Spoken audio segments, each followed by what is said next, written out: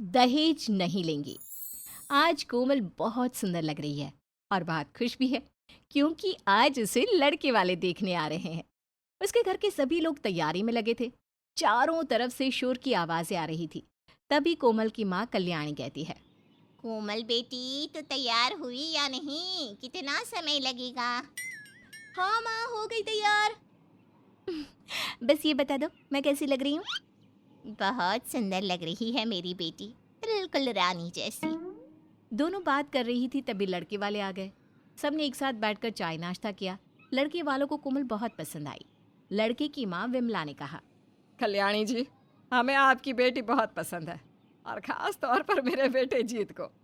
आप बताइए, आपको हमारा बेटा कैसा लगा? हमें और हमारी बेटी को भी आपका बेटा पसंद है जी। आप बस जल्दी से जल्दी शादी की तारीख पक्की कीजिए। मैं पंडित जी के पास अपने बेटे की कुंडली भिजवा दूंगी। विमला बहन, वैसे तो हमारा जो कुछ भी है हमारी बेटी का ही है, लेकिन आपकी कोई और डिमांड हो तो बता दीजिए। नाना बहन जी, हम दहेज के सख्त खिलाफ हैं। हमें दहेज में कुछ नहीं चाहिए। हमें तो बस आपकी बेटी चाहिए। विमला ये बोलकर वहां से चली जाती है और शादी की तैयारी में लग जाती है। धीरे धीरे शादी का दिन करीब आने लगा।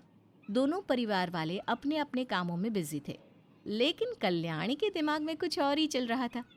माँ, आप इतनी परेशान क्यों हो? आपको तो खुशी होनी चाहिए कि आपकी बेटी की शादी है। बेटा मैं खुश तो हूँ, लेकिन वो क्या है ना, तेरी सास दहेज लेने से मना कर रही है, बस इस वजह से। तो क्या हुआ माँ, ये तो अच्छी बात है, आपका पैसा बचेगा। कोमल तू अभी बच्ची है, समाज के तौर तरीके तुझे नहीं पता। तू जिस घर में जा रही है वहाँ तेरी एक जिठानी भी है, नेहा। तेरी नाक उस नेहा से हमेशा ऊंची होनी चाहिए, तभी ससुराल वाले उससे ज़्यादा तुझे प्यार और सम्मान देंगे। हाँ माँ, आप ठीक बोल रही हो, लेकिन अब हमें क्या करना चाहिए? अब कैसे मेरे ससुराल वालों को तैयार करोगी दहेज लेने के लिए? मैं सोच रही हूँ कि शादी वाले दिन बिना बताए सारा दहेज वहीं रखवा देती हूँ। इतने सारे मेहमान होंगी तो विमला देवी कुछ बोल नहीं पाएंगी और मजबूर होकर उन्हें सारा दहेज लेकर जाना पड़ेगा, और इस तरह ससुराल में तेरा सिक्का ही चलेगा। वाह वाह, क्या दिमाग लगाया आपने। मैं अब ना मेहंदी लगवाने जा रही हूँ, आप भी याद से लगवा लेना। कोमल वहां से चली गई और कल्याणी ने ऐसा ही किया। शादी वाले दिन बारात के आने से पहले उसने सारा दहेज निकाल कर सजा दिया और कोमल के ससुराल वालों को मजबूरी में दहेज अपने साथ लेकर जाना पड़ा। कोमल भी अपने ससुराल में रहने लगी। शुरू शुरू में सब कुछ ठीक चल रहा था, लेकिन कोमल की माँ ने उसे भड़काना शुरू कर दिया। बेटा, तू ना अपनी जेठानी की कोई भी बात मत सुना कर। वो तो अपने दहेज में एक फूटी पूड़ी भी नहीं लेकर आई थी, और तू तो बहुत कुछ लेकर गई है ना। हाँ माँ, आप सही बोल रही हो। वो जब देखो तब ना मुझ पर हुक्म जलाती रहती है। उनको तो सबक सिखाना ही होगा। एक दिन कोमल ने नेहा से कहा। भाभी, आज घर पर कुछ लोग खाने पर आ रहे हैं।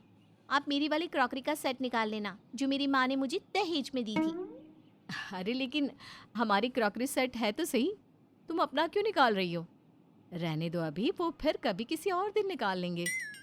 भाभी, ये क्रॉकरी सेट पुराना हो गया है और मेरा क्रॉकरी सेट है नया और महंगा। आपने तो ऐसा कभी देखा भी नहीं होगा, इसलिए मेहमानों के सामने मेरा वाला ही निकाल लो। नेहा को ये बात बहुत बुरी लगी, लेकिन उसने इस बात को नज़रअंदाज कर दिया। इसी तरह से एक दिन घर के सभी लोगों को किसी शादी में जाना था। सभी तैयार होकर घर से बाहर जा रहे थे तभी विमला ने कहा। हमारी कार तो सर्विस के लिए गई है। हम शादी में जाएंगे कैसे?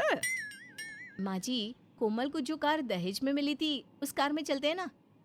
हाँ बहू, तू ठीक कर रही है। जीत, जा कोमल की कार निकाल ले। जीत कार निकालने जा ही रहा था तभी कोमल नेहा से कहती है। भाभी, आप तो दहेज में एक फूटी कोड़ी भी नहीं लाई। इसका मतलब ये नहीं कि आप मेरे सामान के पीछे पड़ जाएंगी।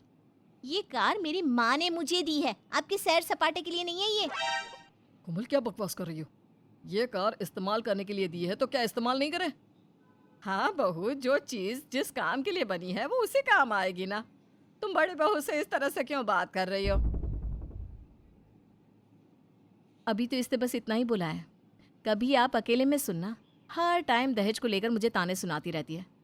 कोमल, तुम दहेज अपने लिए लाई हो, मेरे लिए नहीं, समझी? हाँ, तो आज के बाद मेरी किसी चीज को हाथ भी मत लगाना। मुझे शौक भी नहीं है तुम्हारी चीज को हाथ लगाने का। इस तरह दोनों बहुओं में कहा-सुनी होने लगी और इस वजह से घर का कोई भी सदस्य शादी में नहीं गया।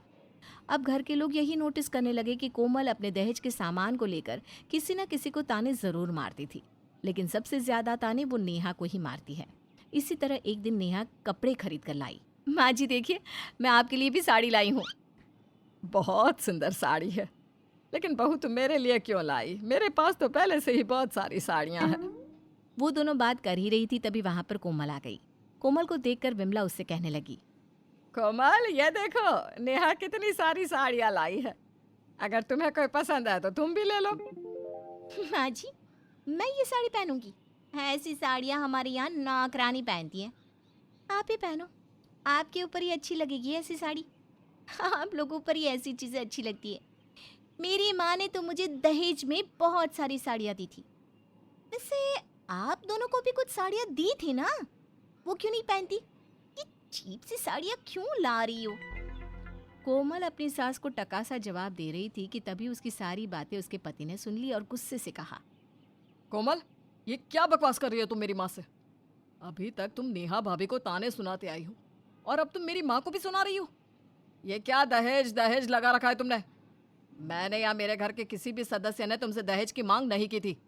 तुम्हारी माँ ने खुद ही दिया है ये सब, वो भी हमसे बिना पूछे। हमारे घर में किसी चीज़ की कोई कमी नहीं है। और हाँ, कान खोलकर सुन लो, नेहा भाभी के मायके वाले बहुत अमीर है। वो इस घर में तुमसे अच्छा और तुमसे ज़्यादा दहेज ला सकती थी, लेकिन हमने उनसे भी मना किया था दहेज के लिए। अगर इस घर में रहना है तो ढंग से रहो, वरना अपने दहेज के साथ तुम भी जा सकती हो। मुझे ऐसी बीवी की कोई ज़रूरत नहीं जो मेरी माँ और भाभी की इज्जत ना कर सके। जीत की बातें सुनकर कोमल रोने लगती है। तभी नेहा जीत से कहती है, जीत, तुम कैसी बात कर रहे हो? तुम कोमल को जाने के लिए नहीं कह सकते हो। अब कोमल तुम्हारी पत्नी है, जितना ये घर तुम्हारा है उतना उसका भी है। कोमल इस घर की बेटी जैसी है। हाँ, थोड़ी नादान है, लेकिन तो क्या हुआ, वो बहुत अच्छी भी है। अब तुम कोमल से झगड़ा मत करो और साथ मिलकर रहो। कोमल नेहा की बात सुनकर हैरान रह गई। वो सोचने लगी, नेहा भाभी को मैं कितना उल्टा सीधा बोलती हूँ, दहेज के लिए कितने ताने सुनाती हूँ, लेकिन उन्होंने आज मेरी मदद की। जीत को कितनी अच्छी तरह से समझाया। आज समझ में आया, ज़्यादा दहेज लाने से कोई अच्छा नहीं बनता, बल्कि सब अपने कर्मों से बड़े बनते हैं। अगले दिन कोमल के घर के सामने एक ट्रक खड़ा था और कोमल अपने दहेज का सामान उस पर भरवा रही थी। घर के सभी लोग आए और कोमल को देखने लगे। कोमल ने किसी के सामने देखे बिना ही कहा, आप सब यही सोच रहे हैं ना कि मैं ये क्या कर रही हूँ? मेरे अंदर दहेज को लेकर अहंकार बढ़ गया था। अब मैं इस अहंकार और घमंड को निकालना चाहती हूँ, इसलिए ये दहेज का सामान मैं वापस अपने घर भेज रही हूँ।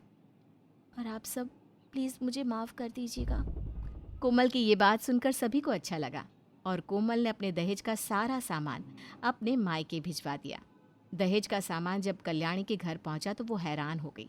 उसे समझ में नहीं आ रहा था कि अपनी बेटी को फ़ोन करके क्या बोले, कैसे समझाए।